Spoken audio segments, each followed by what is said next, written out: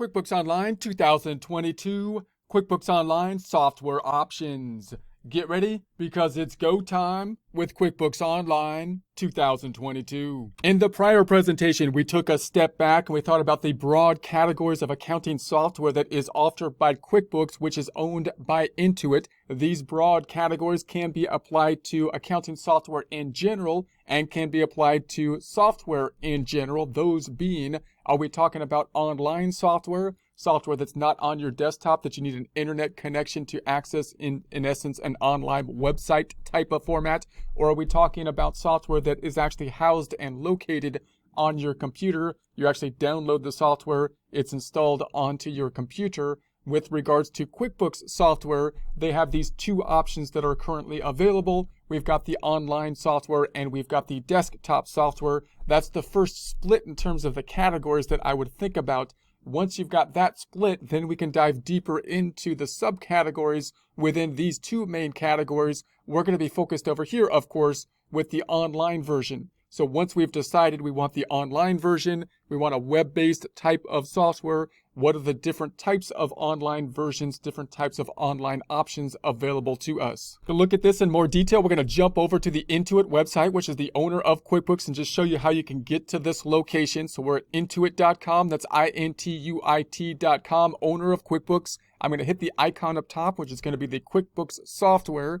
And then the layout of this website, this being the QuickBooks website, which is owned by Intuit, could change, but they have for a long time have had this item at the bottom, which lists out their products. So we've got the products listed out, and this is where you can see I had that side by side between the desktop version and the online version. So we're going to go up here to the online version and just think about the online version, and that'll give us the different pricing options of the online version. Now, these differences in terms of different software, these aren't major differences in software, like there's a difference between a desktop version, downloadable version, one that's on your desktop, and the online version, one that's going to be cloud-based. These are basically more options that would be offered to you based on the price. So this would be a more familiar kind of setup at this point, saying, well, how much do I have to pay in terms of how much am I going to get with this actual software? The stuff that's in the lower end will typically be also included in the higher end. They're just going to tack on more stuff. Now, as you can see here, what we're going to be working with is what they recommend. That's going to be the plus item. So QuickBooks Online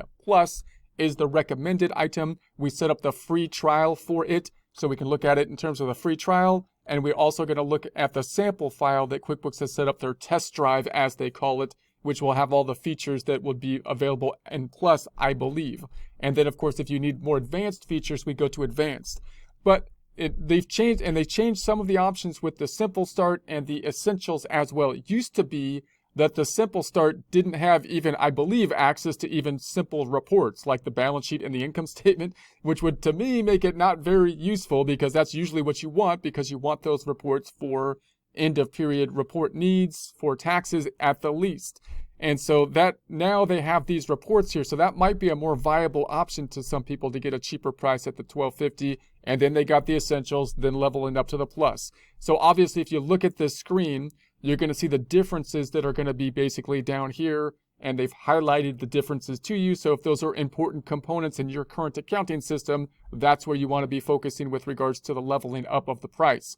Also note that once you have the software, you can generally level up the price. So if you want to start at a lower level and you realize that you need to level up on it, then you can simply increase the subscription generally and be able to add that next option to it. You just want to make sure that you have what you need to basically start out and that you're not missing a critical component in order to do your general bookkeeping needs. So they all have basically the track income and expenses, invoice and accept payments, maximize tax deductions, run general reports. Now, this is going to be a key point. Notice you can hit the little drop down and they give you more data on some of these things. Better decisions, run and export reports, including the profit, loss, expenses, and balance sheet.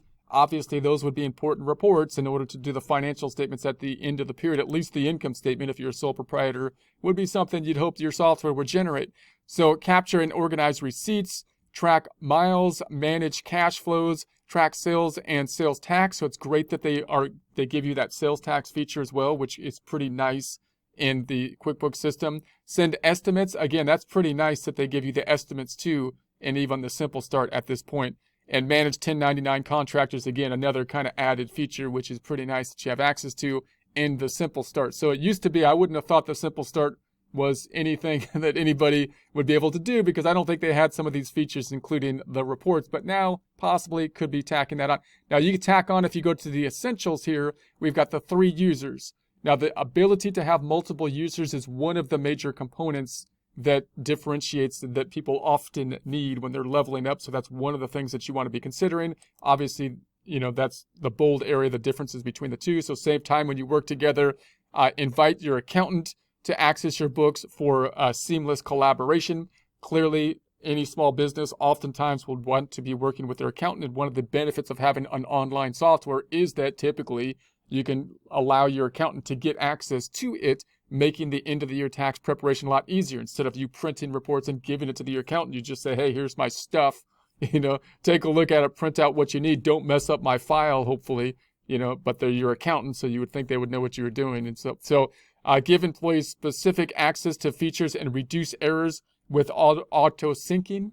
So that gives you a level of internal controls. When you have multiple people that are now accessing the software, then it's kind of like a web page. If you've ever worked with like a WordPress web page or something, you want to say, hey, I want to give this person access to this thing, that person access to this thing.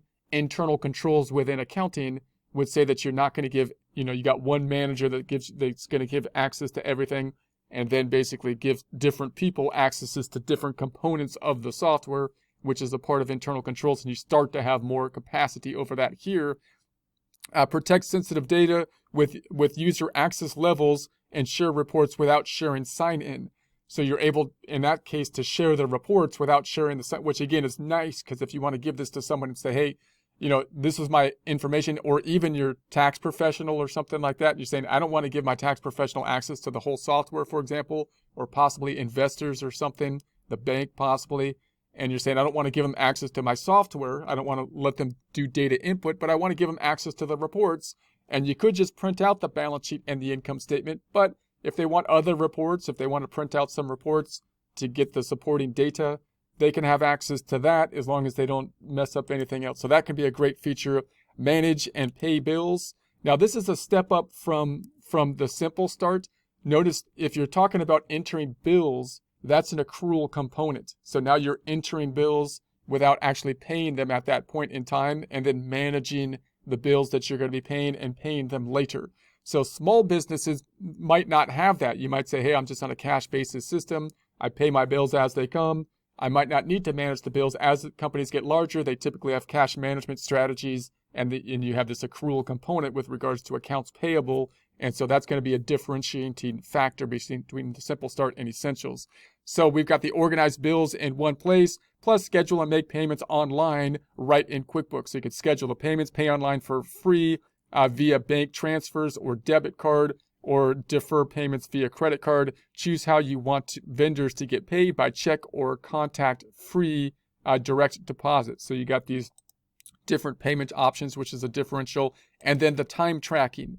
Now time tracking, there's like a timesheet kind of system in QuickBooks that you can put time in for employees, for example. You can use that time to create the payroll, but you can also use it to make billable items as well. So for example, if you were a bookkeeping firm or CPA firm or a law firm, and you're charging your staff, you have employees, for example, that are putting in their time, or you acting as an employee, if you're self-employed bookkeeper, entering the time that you're working on particular clients for into like a timesheet type of system in QuickBooks.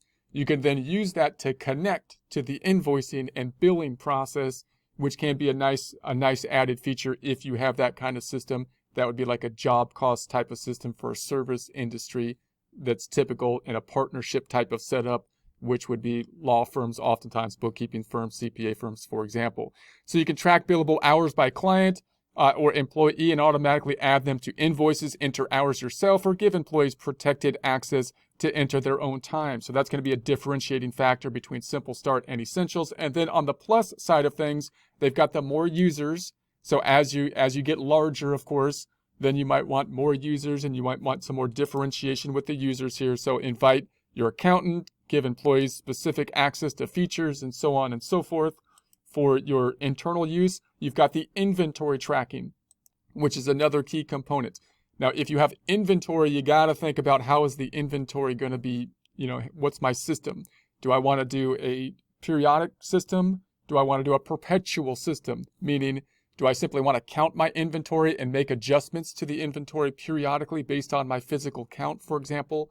Or do I want my software to track the inventory and record the decrease in the inventory every time I make a sale of inventory? That's a perpetual system. That gets a bit more complicated, and that's usually when you got to level up on the software depending on the level of sophistication you need.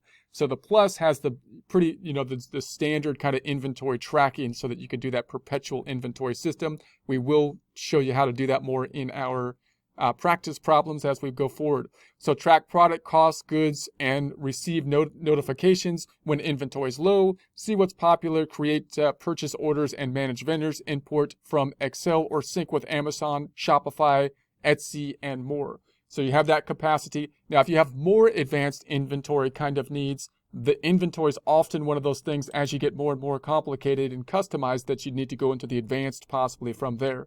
And then we got the track project profitability. This is another kind of specialized thing. You can think about it kind of like a job cost thing, but you have specific projects that could be applied to different uses, which can be quite nice depending on the type of niche that you are in if you want to track the activity in a project type of system. So this is another kind of new tool that could be useful in particular industries. So get a bird's eye view of all your projects, all in one place, easy track labor costs, payroll, and expenses with job costing.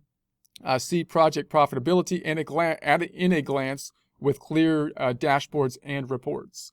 So that would be a specialized need depending on the type of industry. And then the advanced, we're not going to be using the advanced here, but some of the things you might want on the advanced, if you have a larger accounting system, once again, you're going to need more users most likely, and you're going to be more concerned with the types of internal controls that you can assign to those more users so that you can limit access to the types of things that they have access to. And then we've got the business analytics and insights, smart, the reporting you can act on, track key performance indicators, KPIs with an in-depth analysis tool from Fathom. So you've got more customization in terms of the reporting, consolidate data from multiple companies into presentation-ready reports. So if you got multiple different companies that you need to consolidate together, that of course is going to be, an issue to do, an accounting problem to be putting together, and you can have some integration capacity there. So then we got streamline how you manage your employee expenses. Employees submit expenses directly to QuickBooks, saving time and reducing errors. So we have that option as well, batch invoices and expenses, speed up with batch transactions, create invoices 37% faster. I'm not sure exactly where they get 37%. If any of these are going to be differentiating factors, by the way, of course, they have their little video over here. Enter, edit, and send multiple invoices, checks, expenses, and bills in a few clicks. And then we've got the batch, we've got the customized access by rule, put the right information in the right hands, customize access permissions with confidence and preview to make sure users can only see and do what they need to.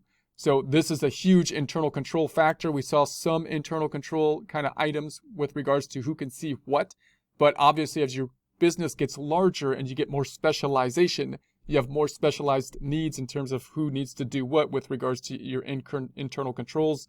A dedicated accountant team, VIP support with privacy circle membership, and then we got the direct account team, VIP support. I just looked at that. On-demand online training. So online QuickBooks training with priority circle members. So you might get your training there. Automate process and tasks. Set reminders for transactions with a due date like invoices, payments, or deposits. So more automation.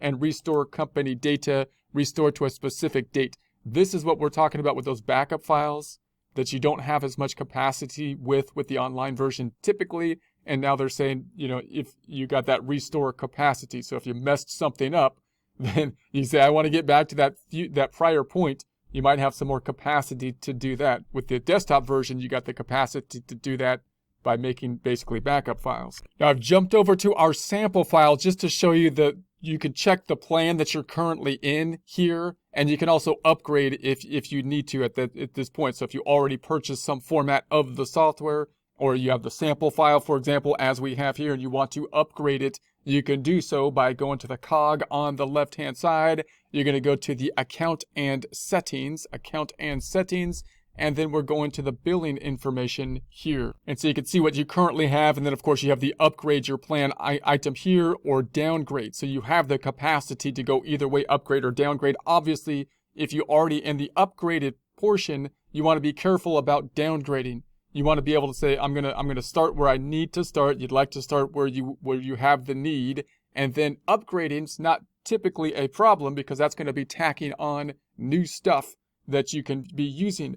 Downgrading isn't a problem logistic in terms of just downgrading the plan, but you're going to lose some of the options that you may have become accustomed to. So you want to be careful in terms of overstepping and then trying to ratchet back as opposed to ratcheting up. So again, the general idea would be make sure you got the needs that you need when you first start up, and then think about when you might be needing to ratchet up from that point in time, and then be careful about the idea of starting too high and then ratcheting down if you have gotten used to certain tools that are going to be there in the more advanced versions. So here's what we currently have, and then you can see what you currently have here. So we've got the QuickBooks Plus. This is the trial version. We could subscribe. We can upgrade the plan. We got the QuickBooks Online payroll. This is the trial version. We could subscribe, but we can upgrade the plan here or downgrade or cancel the trial if we so choose.